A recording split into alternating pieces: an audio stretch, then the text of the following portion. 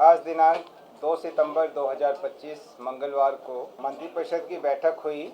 इसमें कुछ 48 मामलों पर स्वीकृति दी गई, जिनके बारे में मैं आपको बता रहा हूं।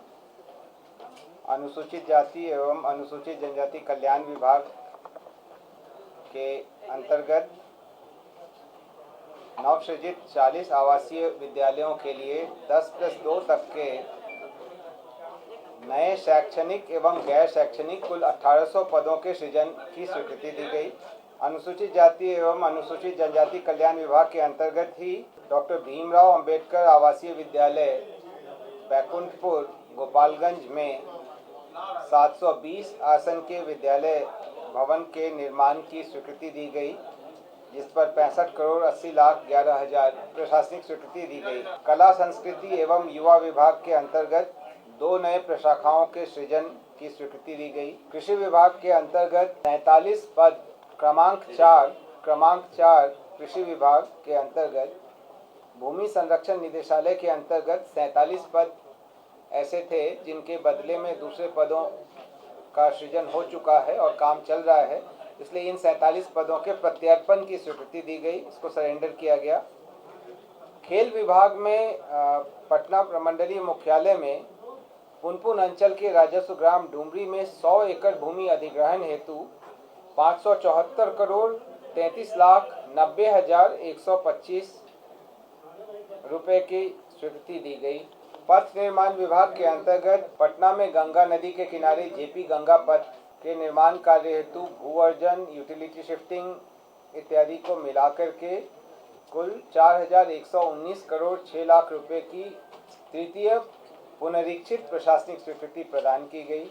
एशियन डेवलपमेंट बैंक संपोषित योजना के अंतर्गत राज्य उच्च पथ संख्या 95 क्रमांक 7 है। ये 95 के चेनेज 0.00 से 14.11 में पुल पुलिया और आरओबी निर्माण कार्य सहित 10 मीटर चौड़ी सड़क जो 2 लेन पेव्ड शोल्डर के साथ रहेगा, उसके उन्नयन एवं सुदृढ़ीकरण हेतु 765 करोड़ 86 लाख 56 हजार 79 रुपये के अनुमानित लागत पर प्रथम पुनरीक्षित प्रशासनिक स्वीकृति दी गई। इसी पथ का अगला हिस्सा है जो क्रमांक 8 पर है। इसमें चेनेज 14.11 से 28.075 के बीच स्वीकृति दी गई है, जिसमें 213 करोड़ 55 लाख 36,807 रुपये की प्रशासनिक स्वीकृति प्रदान की गई। क्रमांक 9 पर्यावरण, वन एवं जलवायु परिवर्तन विभाग का मुद्दा है। इसमें MSTC metal scrap trade corporation limited को उन्होंने विभाग में जितने ई अपशिष्ट हैं, विद्युत और इलेक्ट्रॉनिक उपकरण के जो पुराने हो जाते हैं, तो उनके जो ई अपशिष्ट हैं उनकी बिक्री के लिए ई नीलामी प्रक्रिया के लिए नामांकन के आधार पर विक्रय अभिकर्ता के रूप में प्राधिकृत किया। इस पर मंत्रिपरिषद द्वारा स्वीकृति दी गई। पिछड़ा वर्ग एवं अति पिछड़ा वर्ग कल्याण विभाग ने पिछड़ा वित्तीय वर्ष 2025-26 में केंद्र प्रायोजित पीएम यशस्वी योजना के तहत अन्य पिछड़ा वर्ग प्रवेशिकोत्तर छात्रवृत्ति योजना का संचालन हेतु कक्षा 8 तक के लिए 231 करोड़ 67 लाख की स्वीकृति दी गई। क्रमांक 11 पर पिछड़ा वर्ग एवं अति पिछड़ा वर्ग कल्याण विभाग का ही उसी योजना के अंतर्गत ये कक्षा 9 एवं 10 में अध्ययनरत छात्र छात्राओं के छात्रवृत्ति हेतु स्वीकृति दी गई। इसमें 55 करोड़ 50 लाख की प्रशासनिक स्वीकृति दी गई है और इस हद तक पूर्व के निर्गत संकल्प को संशोधित किया गया। पिछड़ा वर्ग एवं अति पिछड़ा वर्ग कल्याण विभाग का ही 12 नंबर पर जो उनका स्वीकृत हुआ है, उसमें 520 आसन वाले अन्य पिछड़ा वर्ग कन्या आवासीय +2 उच्च विद्यालय महुआर बिहटा के भवन निर्माण हेतु 58 करोड़ 7 लाख 20 हजार की स्वीकृति दी गई। क्रमांक 13 पिछड़ा वर्ग एवं अति पिछड़ा वर्ग कल्याण विभाग का ही है। जहां सारण जिला अंतर्गत 520 आसन वाले अन्य पिछड़ा वर्ग कन्या आवासीय प्लस 2 उच्च विद्यालय के भवन निर्माण हेतु पूर्व द्वारा में दी गई स्वीकृति को रद्द करते हुए नए सिरे से प्राप्त तकनीकी अनुमोदित प्राकलन 61 करोड़ 20 लाख 34 हजार रुपये की प्रशासनिक स्वीकृति दी गई। अगला 14 नंबर का जो एजेंडा था वो भवन निर्माण विभाग का doctor APJ Abdul Kalam science city Patna के शेष बचे गैलरियों 3 गैलरियों तथा एट्रियम में प्रदर्शन अधिष्ठापन हेतु national council of science museum Kolkata के माध्यम से क्रिएटिव म्यूजियम डिजाइनर्स कोलकाता को बिहार वित्त नियमावली के नियम 131 द के अनुसार नामांकन के आधार पर कार्य आवंटित करने तथा ब्रांडिंग साइनेज हेतु 5 करोड़ 5 लाख के अधीन कार्य करने हेतु निविदा आमंत्रित करने के संबंध में स्वीकृति दी गई। भवन निर्माण विभाग के अंतर्गत ही सरकारी आवास आवंटन नियमावली 1986 में संशोधन एवं संलग्न अधिसूचना प्रारूप पर स्वीकृति दी गई। इसमें ऐसे सरकारी सेवक जो राज्य में मुख्यालय में पदस्थापित हैं और यहाँ से फिर कहीं बाहर उनका स्थानांतरण होता है तो उपलब्धता के आधार पर बहुमंजिलीय जो आवास बने हुए हैं उसमें उनको 1 वर्ष तक के लिए शुरुआत में आवास का आवंटन किया जा सकता है। जैसे अगर परिवार यहीं रह जाता है तो पहले उनको शिफ्ट होना होता था, उसके लिए ही ये एक प्रावधान किया गया है। मद्य निषेध उत्पाद एवं निबंधन विभाग का अगला प्रावधान है एजेंडा है जिसमें बिहार औद्योगिक निवेश प्रोत्साहन नीति 2016 के अंतर्गत औद्योगिक इकाइयों की उच्च प्राथमिकता कोटि से संबंधित IDA और बियाडा को सरकार द्वारा आवंटित भूमि एवं उक्त कोटि में औद्योगिक भूमि शेड के लीज बिक्री अंतरण पर स्टाम्प शुल्क एवं निबंधन शुल्क में छूट की अवधि को विस्तारित किया गया है जब तक कि नई औद्योगिक निवेश प्रोत्साहन नीति अधिसूचित नहीं हो जाती। मद्य निषेध उत्पाद एवं निबंधन विभाग का ही अगला एजेंडा है नेशनल ई-गवर्नेंस सर्विसेज लिमिटेड के माध्यम से डिजिटल डॉक्यूमेंटेशन एग्जीक्यूशन सेवा राज्य में लागू करने हेतु मेमोरेंडम ऑफ अंडरस्टैंडिंग पर स्वीकृति दी गई।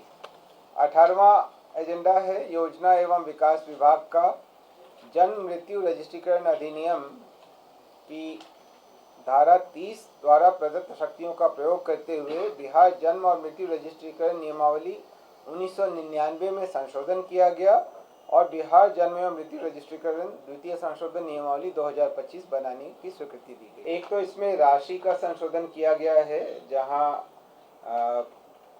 पहले 20 रुपये था उसके स्थान पर 2 रुपये किया गया है और वैसे ही 50 रुपये के स्थान पर 5 रुपये किया गया है। ये अलग अलग नियमों में संशोधन है और सुविधा के लिए इसमें जिला रजिस्ट्रार या जिला सांख्यिकी पदाधिकारी के बाद या मुख्य रजिस्ट्रार द्वारा इस निमित्त प्राधिकृत किसी अन्य पदाधिकारी शब्द को जोड़ा गया है ताकि ज़्यादा आसानी से इसको निर्गत किया जा सके, ये उद्देश्य इसका। एजेंडा राजस्व एवं भूमि सुधार विभाग का है जहां पर 38.77 एकड़ जमीन अंचल पुनपुन के मौजा धरहरा में बिहार जुडिशियल एकेडमी की स्थापना हेतु विधि विभाग को निःशुल्क अंतर विभागीय हस्तांतरण की स्वीकृति दी गई। अगला एजेंडा भी राजस्व एवं भूमि सुधार विभाग का है क्रमांक 20 पर जिसके द्वारा बिहार राजस्व कर्मचारी संवर्ग नियमावली 2025 की स्वीकृति दी गई। विधि विभाग का है बिहार राज्य विधिक सेवा प्राधिकार अधिकारी एवं कर्मचारी नियमावली 2025 को अधिसूचित किया गया, इसके स्वीकृति दी गई। विधि विभाग का ही अगला एजेंडा है जहां विधि विभाग एवं संलग्न कार्यालयों में अनुसचिवीय कोटि के 34 पदों के सृजन की स्वीकृति दी गई।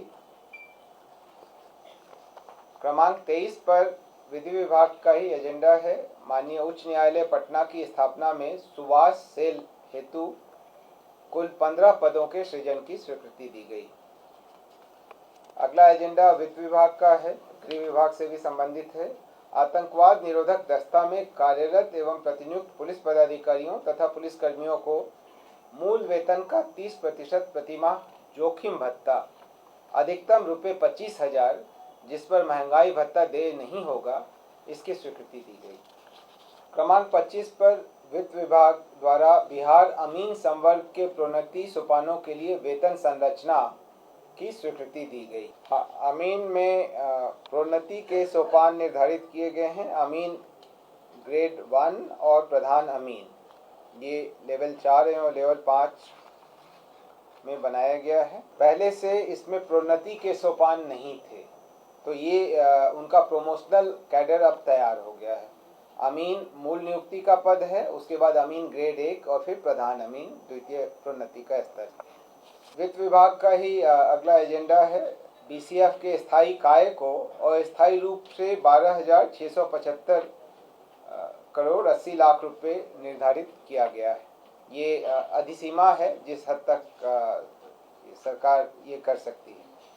विज्ञान प्रौद्योगिकी और तकनीकी शिक्षा विभाग का 27 नंबर पर एजेंडा है, जहां पर बिहार अभियंत्रण शिक्षा सेवा नियमावली में उन्होंने संशोधन किया है, और उनका ही 28 नंबर का भी है, जिसमें पॉलिटेक्निक शिक्षा सेवा नियमावली में भी उन्होंने संशोधन किया है। दोनों जगहों पर संशोधन जो है वो AICTE के नॉर्म्स के अनुसार किया गया है।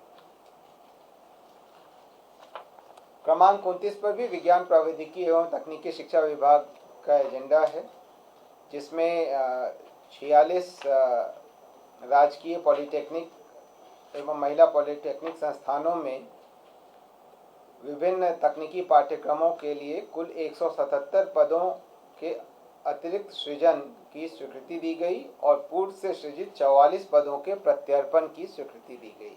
उसी प्रकार राजकीय अभियंत्रण महाविद्यालयों में क्रमांक 30 पर विज्ञान प्रौद्योगिकी और तकनीकी शिक्षा विभाग द्वारा विभिन्न कोटि के कुल 237 पदों की स्वीकृति दी गई एवं 192 पद जो अब उतने प्रासंगिक नहीं रह गए हैं, उनके प्रत्यर्पण की स्वीकृति दी गई।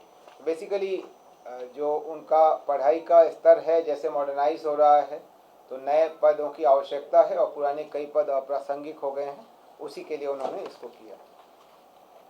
क्रमांक 31 पर शिक्षा विभाग का है, जहां पर बिहार राज्य विश्वविद्यालय सेवा आयोग अध्यक्ष एवं सदस्यों की नियुक्ति एवं सेवा शर्तें संशोधन नियमावली स्वीकृति दी गई।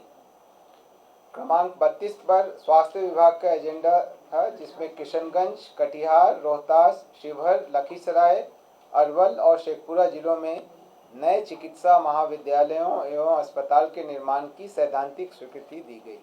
स्वास्थ्य विभाग द्वारा ही अखिल भारतीय सेवा के सेवानिवृत्त पदाधिकारियों एवं उनके आश्रितों तथा पारिवारिक पेंशनरों की चिकित्सा व्यय प्रतिपूर्ति के संबंध में एजेंडा पर स्वीकृति दी गई।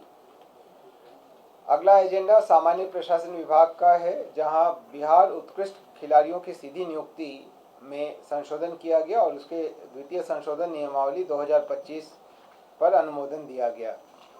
एक तो ये प्रावधान किया गया है कि सिपाही संवर्ग के वेतनमान में बिहार राज्य के पदक विजेता तथा सहभागिता करने वाले प्रतिभावान उत्कृष्ट खिलाड़ियों की नियुक्ति हेतु संशोधन किया जा रहा है। इसमें उसी का विवरण दिया गया है कि कौन कौन से खिलाड़ी इसमें अर्हता प्राप्त होंगे, जो बिहार राज्य के मूल निवासी हों, और पदक विजेता की सीधी भर्ती के लिए न्यूनतम खेल अर्हता क्या होगा, किस वेतन स्तर के लिए, इसको निर्धारित किया गया है।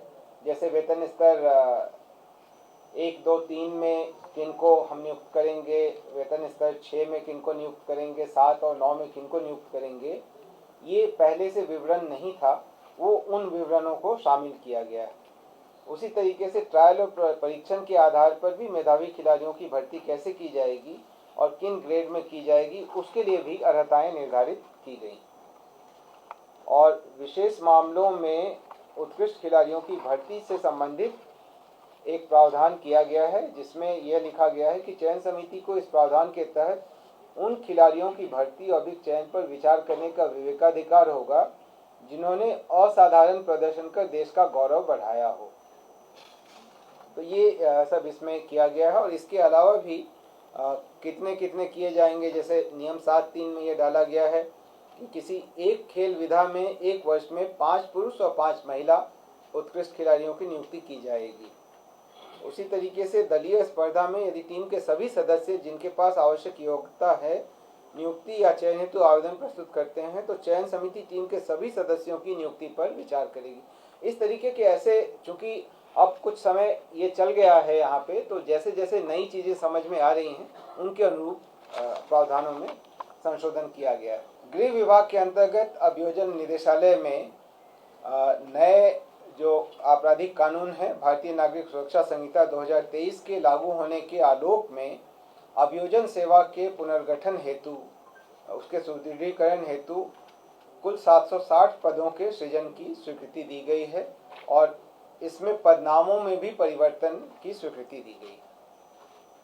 गृह विभाग के अंतर्गत ही सैनिक कल्याण कार्यालय 13 पहले से बने हुए थे, 12 नवसृजित कार्यालय हैं, उनके लिए पदों के सृजन की स्वीकृति दी गई है और सभी जिलों में एक सहायक जिला सैनिक कल्याण पदाधिकारी के पद के सृजन की स्वीकृति दी गई है ताकि कामों को बेहतर तरीके से संचालित किया जा सके। कुल पदों की संख्या 97 है, 97। गृह विभाग का ही अगला एजेंडा था जिसमें मादक पदार्थ एवं ड्रग्स से संबंधित मामलों के क्षेत्राधिकार को आर्थिक अपराध इकाई से और मद्य निषेध इकाई को अपराध अनुसंधान विभाग से अलग करके एक सेपरेट इकाई बनाया गया है जिसको मद्य निषेध एवं राज्य स्वापक नियंत्रण ब्यूरो कहा जाएगा।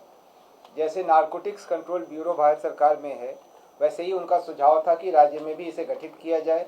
हमारे यहाँ मद्य निषेध इकाई पहले से थी और आर्थिक अपराध इकाई के अंतर्गत मादक पदार्थों पर कार्रवाई के लिए भी अलग से एक टीम गठित थी। अब इन दोनों को जोड़ करके एक सेपरेट वर्टिकल बनाया जा रहा है। गृह विभाग का ही अगला एजेंडा महत्वपूर्ण है। इसमें बिहार गृह रक्षा वाहिनी के गृह रक्षकों का कर्तव्य भत्ता 774 रुपये प्रति कार्य दिवस से बढ़ाकर 1121 रुपये किया गया है। ये आज की तारीख में कार्यरत पुलिस के एक दिन के न्यूनतम वेतन के अनुरूप है। इससे अगर 30 दिन कोई अगर गृह रक्षक कार्य करेंगे तो लगभग उन्हें 10,000 रुपये से थोड़ा ज़्यादा अधिक मिलेगा पहले की तुलना में। ग्रामीण विकास विभाग द्वारा स्वच्छ भारत मिशन ग्रामीण एवं लोहिया स्वच्छ बिहार अभियान अंतर्गत राज्य, जिला और प्रखंड स्तर पर नियोजित कर्मियों के मानदेय पुनरीक्षण के प्रस्ताव तथा केंद्रांश अपर्याप्त होने पर राज्य संसाधन से प्रतिपूर्ति किए जाने की स्वीकृति दी गई। क्रमांक 40 पर प्रधानमंत्री आवास योजना ग्रामीण अंतर्गत संविदा पर नियोजित कर्मियों के मानदेय पुनरीक्षण और पूर्व के एजेंडा के अनुरूप ही यदि केंद्रांश अपर्याप्त हो तो राज्य संसाधन द्वारा पूर्ति किए जाने की स्वीकृति दी गई। स्वास्थ्य विभाग द्वारा राज्य में चिकित्सा क्षेत्र के सभी विधाओं में इंटर्नशिप कर रहे छात्र छात्राओं की छात्रवृत्ति में बढ़ोतरी की स्वीकृति दी गई। पहले 20,000 था जो कि अब बढ़कर 27,000 प्रति माह हो जा रहा है और इस पर करीब 17,53,56,000 रुपये का अतिरिक्त व्यय आएगा। पंचायती राज विभाग के अंतर्गत तकनीकी सहायक एवं लेखापाल सह IT सहायक का मानदेय 1/7/2025 के प्रभाव से वृद्धि किए जाने की स्वीकृति दी गई। इसमें अलग अलग स्तर पर अलग अलग मानदेय हैं और जैसे तकनीकी सहायक का वर्तमान में 27,000 था, उसको बढ़ा करके 40,000 किया गया। IT सहायक का 20,000 था, इसको बढ़ाकर 30,000 किया गया। खेल विभाग का अगला एजेंडा है बिहार खेल अकादमी, राज्य खेल अकादमी सह अंतर्राष्ट्रीय क्रिकेट स्टेडियम राजगीर में वर्तमान में निर्माणाधीन अंतर्राष्ट्रीय क्रिकेट स्टेडियम को भारतीय क्रिकेट नियंत्रण बोर्ड के द्वारा बिहार राज्य हेतु संबद्धता प्राप्त संस्था बिहार क्रिकेट एसोसिएशन को रखरखाव एवं संचालन हेतु सौंपने की सैद्धांतिक स्वीकृति दी गई। क्रमांक 45 पर ग्रामीण कार्य विभाग की योजना द्वारा लखीसराय जिले के सूर्यगढ़ा प्रखंड के अंतर्गत वंशीपुर पंचायत के बजरंगबली घाट रोड पर क्यूल नदी पर उच्च स्तरीय RCC पुल निर्माण हेतु 35 करोड़ 38 लाख रुपए मात्र की प्रशासनिक स्वीकृति दी गई। क्रमांक 46 पर जल संसाधन विभाग द्वारा बाढ़ प्रबंधन एवं सीमावर्ती क्षेत्र कार्यक्रम के अंतर्गत केंद्रांश की प्रत्याशा में विभाग द्वारा किए गए कार्यों के विरुद्ध CFMS के माध्यम से 200 करोड़ रुपए में से 113 करोड़ रुपए तथा बाढ़ प्रबंधन कार्यक्रम के अंतर्गत 1893 करोड़ के अंतर्गत 450 करोड़ रुपए के निकासी एवं व्यय की स्वीकृति दी गई। केंद्र से राशि प्राप्त होने में जो विलंब हो रही है उसको देखते हुए ये राज्य संसाधन से तत्काल दिया जाएगा। अगला एजेंडा है ग्रामीण विकास विभाग का मुख्यमंत्री महिला रोजगार योजना हेतु वित्तीय वर्ष 2025-26 में ग्रामीण विकास विभाग की मांग संख्या 42 के अंतर्गत बिहार आकस्मिकता निधि की अधिसीमा में वृद्धि होने की स्थिति में 20,000 करोड़ रुपए की राशि की अधिसीमा तक बिहार आकस्मिकता निधि से अग्रिम एवं वित्त विभाग द्वारा आवश्यकता अनुसार राशि उपलब्ध कराए जाने की स्वीकृति दी गई। पथ निर्माण विभाग का है मुजफ्फरपुर जिला अंतर्गत गंडक नदी पर फतेहाबाद पारो ब्लॉक से चंचलिया तक उच्च स्तरीय PSC बॉक्स सेल सुपरस्ट्रक्चर एवं पहुंच पथ में 3 अदद PSC सुपरस्ट्रक्चर पुल निर्माण हेतु कुल राशि 589 करोड़ 4,78,000 की स्वीकृति दी गई। और आखिरी एजेंडा पंचायती राज विभाग का है। ग्राम कचहरी सचिव को वर्तमान में देय नियत मानदेय 6,000 को बढ़ा करके 1/7/25 के प्रभाव से 9,000 रुपये किए जाने की स्वीकृति दी गई।